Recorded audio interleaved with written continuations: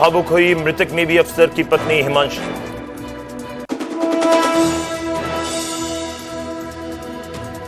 पहलगाम हमले के लिए जिम्मेदार 5 आतंकियों की हुई पहचान। 3 आतंकियों के स्केच जारी। आतंकियों के नाम आसिफ फौजी, सुलेमान शाह, अबू तलहा और आसिफ शेख। गृह मंत्री अमित शाह ने पहलगाम पहुंचकर हमले की जगह का लिया जायजा। श्रीनगर में मृतकों को दी श्रद्धांजलि। पीड़ित परिवारों से भी की मुलाकात। गृह मंत्री अमित शाह की आतंकियों को सख्त चेतावनी। हमले के दोषियों को नहीं बख्शेंगे। आतंकवाद के आगे नहीं झुकेगा भारत। प्रधानमंत्री मोदी की अगुवाई में शाम 6 बजे होगी सीसीएस की बैठक। सऊदी अरब दौरे से लौट रहे पीएम दिल्ली एयरपोर्ट पर एनएसए डोभाल और विदेश मंत्री के साथ भी की बैठक। पहलगाम हमले पर पाकिस्तान की पहली प्रतिक्रिया। पहलगाम हमले में संलिप्तता पर से इनकार। पाकिस्तान के रक्षा मंत्री ख्वाजा आसिफ ने कहा, हमले से हमारा नहीं कोई लेना देना। आतंकवादी हमले में मारे गए लोगों के परिवारों को 10-10 लाख रुपए देगी जम्मू कश्मीर सरकार। गंभीर रूप से घायलों को 2 लाख रुपए और मामूली रूप से घायलों को 1 लाख रुपए की आर्थिक मदद का ऐलान। पहलगाम आतंकी हमले पर देश भर में आक्रोश। जम्मू कश्मीर सहित देश भर में विरोध प्रदर्शन। कश्मीर के स्थानीय लोगों ने कहा, यह हमला इस्लाम और इंसानियत दोनों के खिलाफ।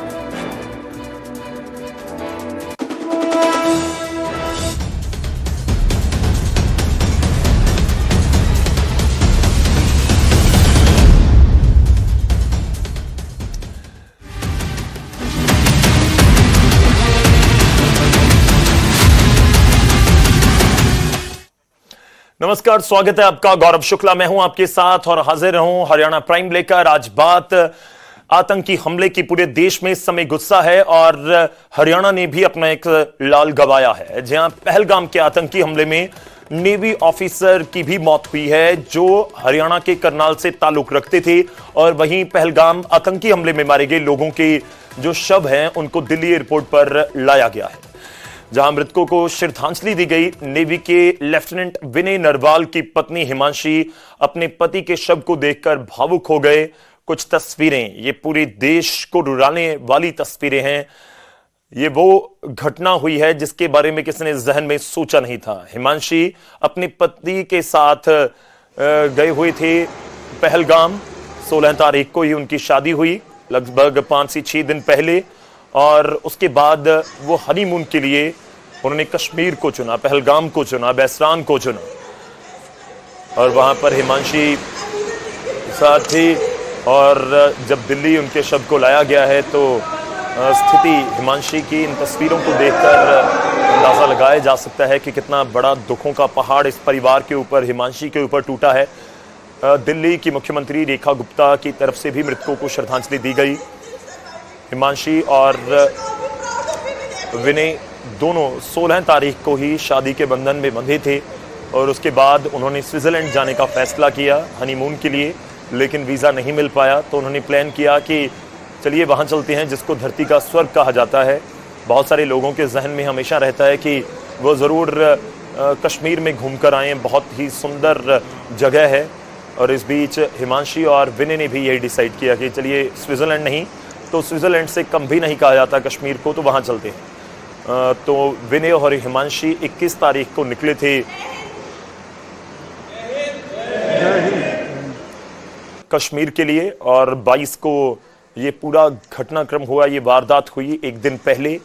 उसमें विनय और हिमांशी वहां पर मौजूद थे। लगभग आप कहिए कि 40 से 50 लोगों का वो पूरा ग्रुप था जिसको टारगेट किया गया और 27 लोगों की मौत हुई है। 27 के 27 मेल हैं, यानी जो महिलाएं थी उनको नहीं कुछ कहा गया, उनको छोड़ दिया गया और यहाँ तक कहा गया कि अपनी सरकार को बताना कि हमने क्या किया है।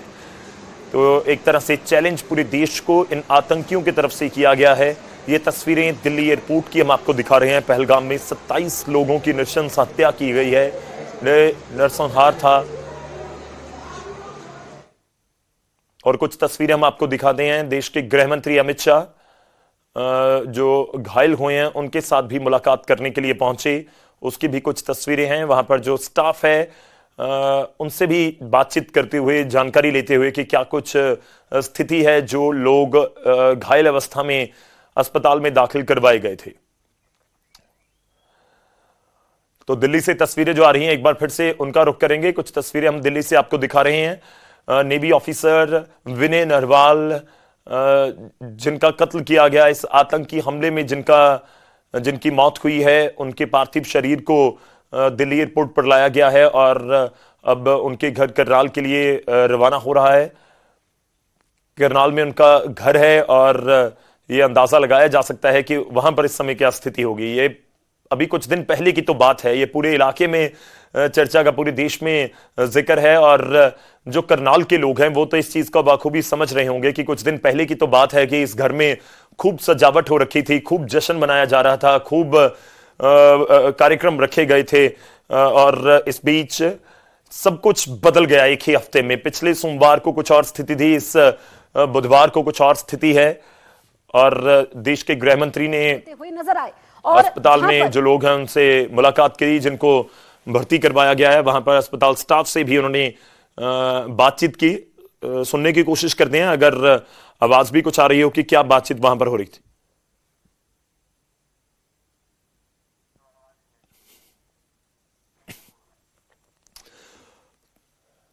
तो ये पूरी घटना होती है 2:47 पर मंगलवार का दिन 22 अप्रैल और जगह पहलगाम, बैसरान इसको धरती का स्वर्ग जिसे कहा जाता है कश्मीर, उसमें बहुत ही खूबसूरत इलाका है बैसरान। बहुत शांत इलाकों में इसे गिना जाता है। बहुत सारे लोग, खासतौर पर बड़े शहरों से लोग रुक करते हैं ताकि कुछ दिन सुकून से बिताए जा सकें। आमतौर पर होता है जब गर्मी की छुट्टियां आती हैं या गर्मी के दिन आते हैं तो लोग पहाड़ों का, ठंडे इलाकों का रुख करते हैं और पूरे देश से पहुंचते हैं। श्रीनगर एयरपोर्ट के ऊपर पहुंचते हैं और एयरपोर्ट से लगभग 80-90 किलोमीटर दूर है, तो इसलिए पहलगाम जाने का भी कहीं ना कहीं लोग जरूर प्लान करते हैं।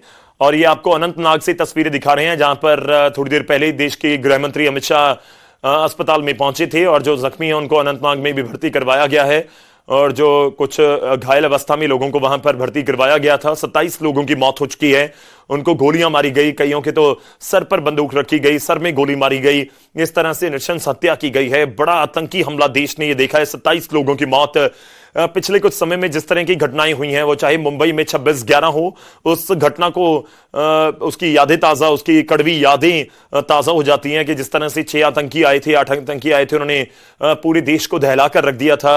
उसके बाद पठानकोट में आपको याद होगा आतंकी हमला हुआ था बिल्कुल नए साल की सुबह ही, और उरी का हमला भी हमें याद है जब जो आर्मी कैंप है उसको टारगेट किया गया था। उसके बाद पुलवामा का हमला भी हमें याद है जब 2019 में 14 फरवरी को वो पूरी घटना हुई थी, और ये भी उस तरह का हमला। और इसमें अलग ये है कि इसमें आम लोगों को टारगेट किया गया, उन लोगों को टारगेट किया गया जो कश्मीर के इकॉनमी की रीढ़ है।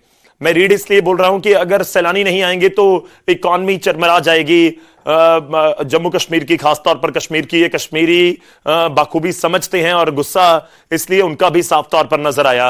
और 2 तस्वीरें आपको दिखा रहे हैं। एक तरफ श्रद्धांजलि दी गई थोड़ी देर पहले सुबह के टाइम जब अमित शाह पहुंचे उस स्थान पर जहां पर इस पूरी घटना को अंजाम दिया गया था। आतंकियों ने 27 लोगों की जान ले ली थी और उसके बाद पार्थिव शरीर वहां पर रखे गए, उनको भी उनकी तरफ से श्रद्धांजलि दी गई गृह मंत्री अमित शाह की तरफ से। अमित शाह कल रात ही श्रीनगर पहुंच गए थे, उसके बाद से लगातार मीटिंगों का दौर जारी है और इस बीच वो उस स्थान पर भी पहुंचे बैसरान घाटी में, वादी में, जहां पर यह घटना हुई थी।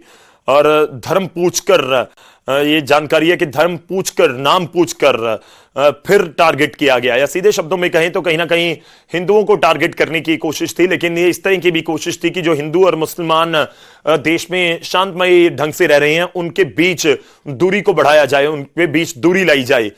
तो उम्मीद करते हैं कि इस तरह की जो नापाक कोशिश है इसको बाखूबी पूरे देश के लोग समझते हैं, वो किसी भी धर्म से ताल्लुक रखते हों, वो चाहे हिंदू हों जिन्होंने अपने को गवाया है वो हों, या फिर मुस्लिम समुदाय के जो लोग भारत में रहते हैं वो भी इस चीज को बाखूबी समझते हैं कि ये पूरी कोशिश जानबूझकर इस तरह से की गई कि सभी लोगों को नहीं मारा गया, महिलाओं को वहां छोड़ दिया गया और सब कुछ बहुत बोला गया। वहां वो कुछ हिंदी में बात कर रहे थे, लोगों तक अपनी बात पहुंचाने की कोशिश कर रहे थे आतंकी, और उसके बाद ये पूरी घटना को अंजाम देकर वहां से निकल गए।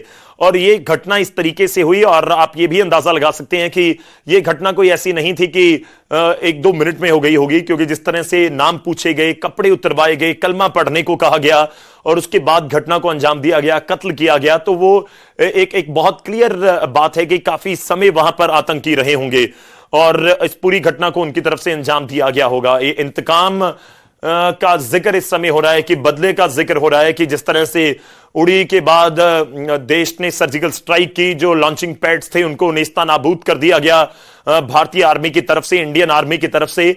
और उसके बाद जब पुलवामा का आतंकी हमला हुआ, हमने 40 जवान अपने देश के गवाए 14 फरवरी 2019 को, तो उसके बाद एयर स्ट्राइक की गई और एयर स्ट्राइक में जो पाकिस्तान में लॉन्चिंग पैड बनाए गए थे उनको बिल्कुल ध्वस्त कर दिया गया, बहुत सारे आतंकियों को मार दिया गया। और उसका नतीजा यह रहा है कि पिछले कुछ सालों में आतंकियों की जो पूरे आप कह सकते हैं कि सिस्टम था उसको तोड़ा गया है। और 370 हटने के बाद कश्मीर में से, जम्मू कश्मीर में से 370 हटने के बाद भी पूरी स्थिति इस तरह से रही है पिछले कुछ समय में कि जो आतंकी हैं उनके ठिकानों को ढूंढा गया और उसके बाद उनकी जो प्लानिंग्स थी उनको फेल किया गया।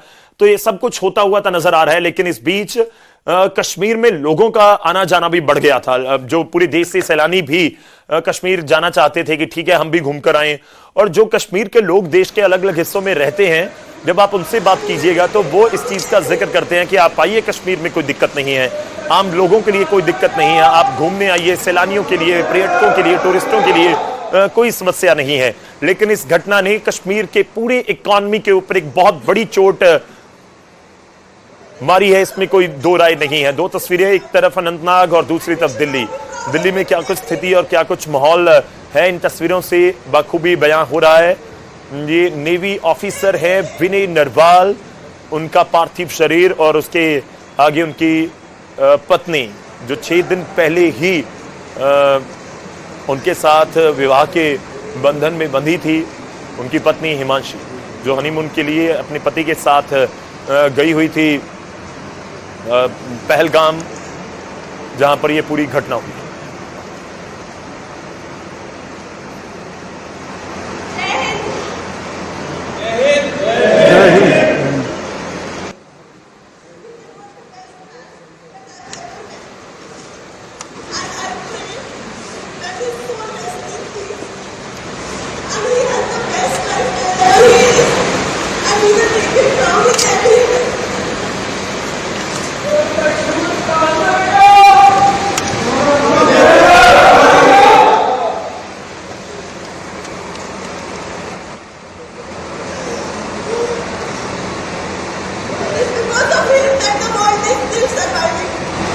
We should all be proud of him in every way.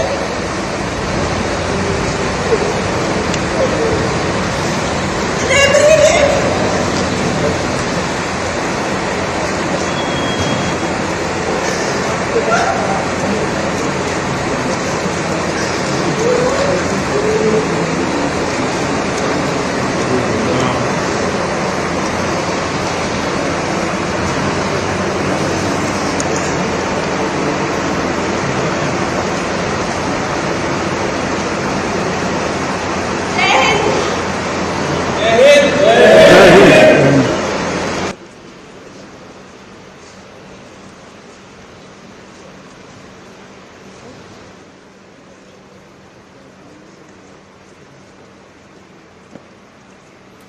तो दिल्ली एयरपोर्ट की तस्वीरें हम आपको दिखा रहे हैं। जब पार्थिव शरीर पहुंचा है तो परिवार के सदस्य भी वहां पर पहुंचे और हिमांशी तो विनय के साथ ही वहां पर गई हुई थी और उनकी तो आंखों ने पूरा मंजर देखा है कि वहां पर क्या कुछ हुआ। उनकी तरफ से जो एजेंसीज हैं उनको भी बयान किया गया होगा कि आखिर वहां पर क्या कुछ हुआ है।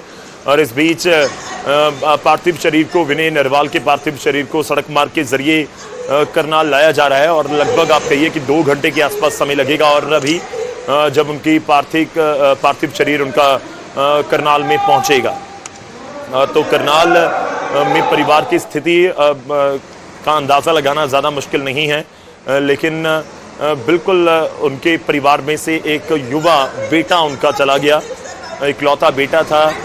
एक बड़ा मुकाम नेवी में ऑफिसर बनकर उन्होंने ऑलरेडी हासिल कर लिया था और बहुत सारे सपने होते हैं हर परिवार के, उनके बेटों को लेकर, उनके परिवार को लेकर। तो शायद सपने में भी किसी ने नहीं सोचा होगा कि कुछ दिन बाद कुछ ऐसा हो जाएगा जिससे पूरा परिवार हिल जाएगा। हिल कहिए या कहिए कि ऐसा जख्म है जो इस परिवार की कई पीढ़ियां याद रखेंगी।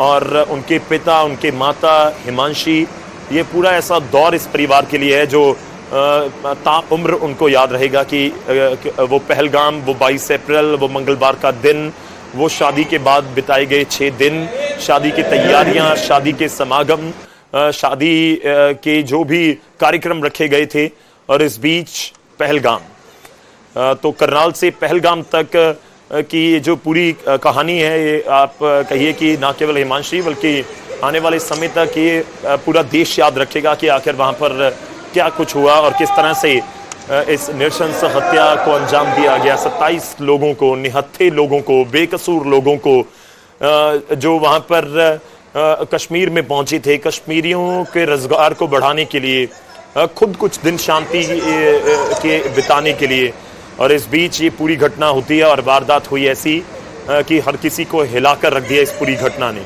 हमारे पास जानकारी है कि करनाल में कुछ समय बाद मृतक परिवार के कुछ सदस्य वहां पर पहुंचे हुए थे दिल्ली में, वो भी रवाना हुए हैं साथ ही।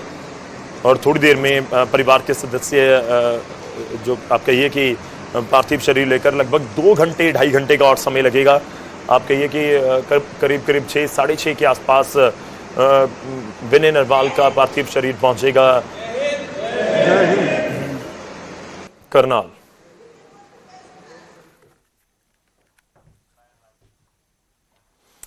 उधर जम्मू कश्मीर के पहलगाम में निहत्थे पर्यटकों पर कायराना हमले में 27 निर्दोष लोगों की जान चली गई। दुश्मन को मुंहतोड़ जवाब देने के लिए भारत सरकार एक्शन मोड में है। शाम 6 बजे प्रधानमंत्री मोदी हाई लेवल मीटिंग करेंगे। इस बीच केंद्रीय गृह मंत्री अमित शाह ने पीड़ितों से मुलाकात की। उन्होंने हमले वाली जगह पर पहुंचकर जायजा लिया। 5 आतंकियों की पहचान ऑलरेडी हो चुकी है। 3 आतंकियों के स्केच भी जारी किए जा चुके हैं।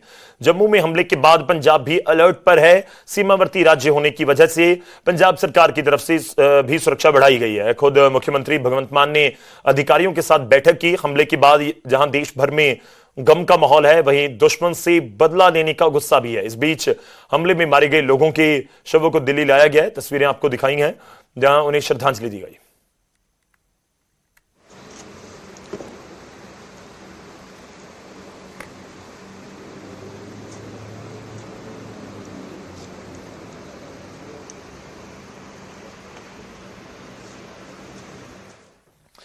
तो 27 लाशें, जिसका जिक्र आज पूरा देश नहीं पूरी दुनिया कर रही है। 27 लाशें, 27 सपने और एक ही सवाल, आखिर कब तक जम्मू कश्मीर के स्वर्ग में एक बार फिर आतंक के दरिंदों ने कहर बरपाया है।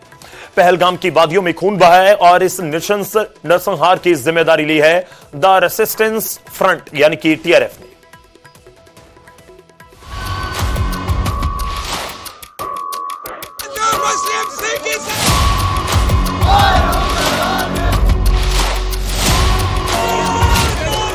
मंगलवार की शाम पहलगाम में खूनी खेल।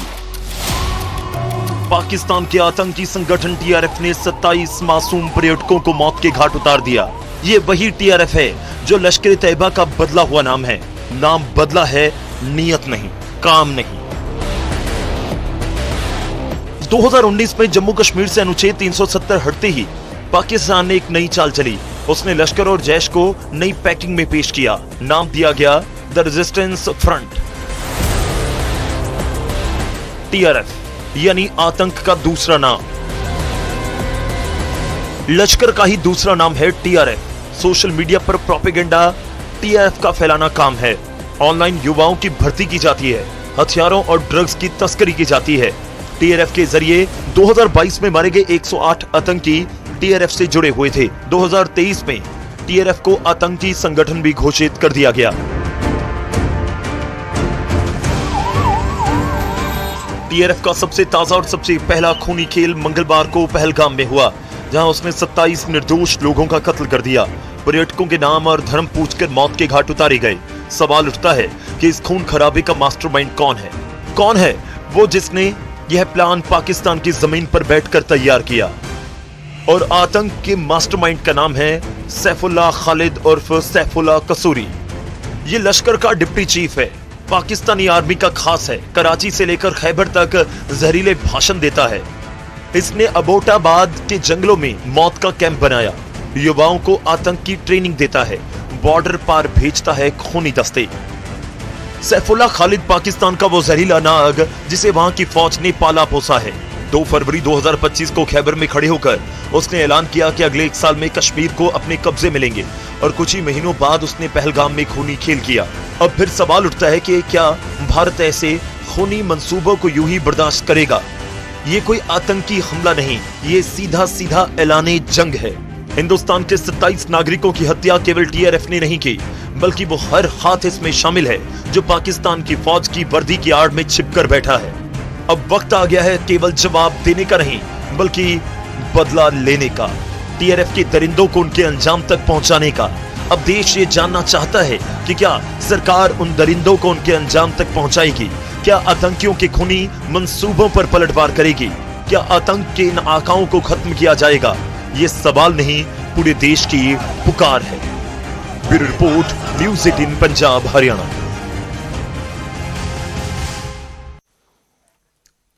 तो इंतकाम की आग तो इस समय हर भारतीय के मन में है, लेकिन करनाल में मातम है।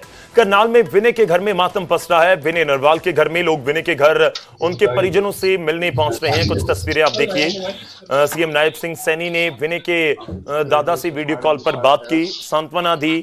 वहीं हरियाणा विधानसभा के स्पीकर हरविंदर कल्याण भी पहुंचे, परिवार से मिलकर उनको सांत्वना दी। इस मौके पर उन्होंने कहा कि गुनहगारों के खिलाफ कड़ी कार्रवाई की जाएगी। वहीं केंद्रीय मंत्री मनोहर लाल ने भी वीडियो कॉल के जरिए परिवार से बातचीत की, जबकि असम से विधायक योगेंद्र राणा भी विनय के घर पहुंचकर परिवार से मिलकर उन्हें ढांढस बंधाते हुए नजर आए।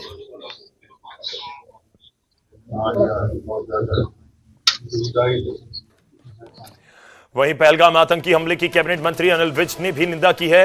उन्होंने कहा कि आतंकवादियों को इसका मुंहतोड़ जवाब दिया जाएगा।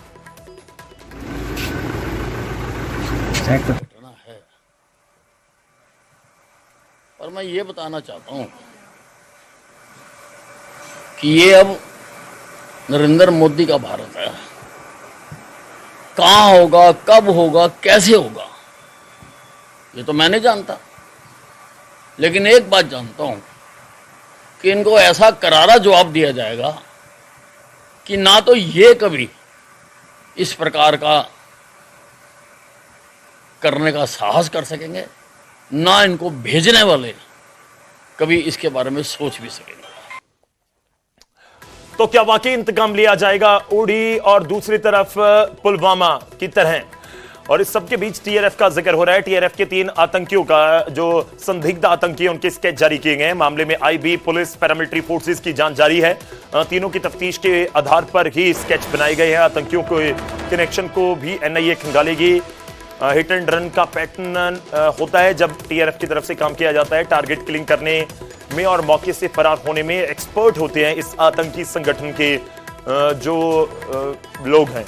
टीआरएफ के गुर्गे पहलगाम में वारदात को अंजाम देने वाले आतंकियों की स्केच तैयार करवाई जा रही है। मौके पर मौजूद लोगों, महिलाओं जो भी चश्मदीद हैं, उनकी मदद से ये आगे जांच को बढ़ाया जा रहा